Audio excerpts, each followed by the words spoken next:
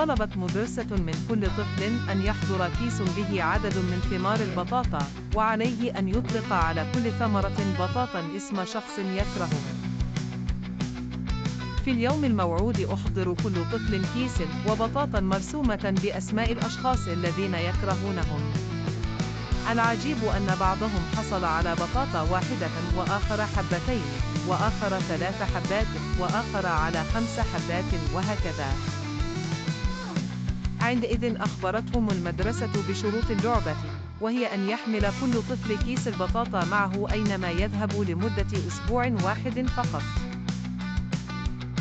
بمرور الأيام أحس الأطفال برائحة كريهة تخرج من كيس البطاطا، وبذلك عليهم تحمل الرائحة وثقل الكيس أيضاً.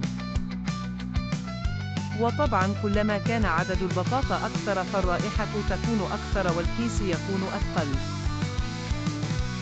بعد مرور أسبوع فرح الأطفال لأن اللعبة انتهت،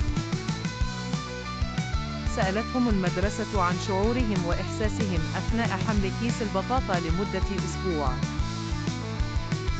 فبدأ الأطفال يشكون الإحباط والمصاعب التي واجهتهم أثناء حمل الكيس الثقيل ذو الرائحة النتنة أينما يذهبون. بعد ذلك بدأت المدرسة تشرح لهم المغزى من هذه اللعبة.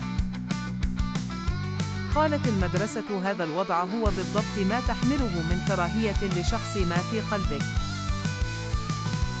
فالكراهية ستلوث قلبك، وتجعلك تحمل الكراهية معك أينما ذهبت.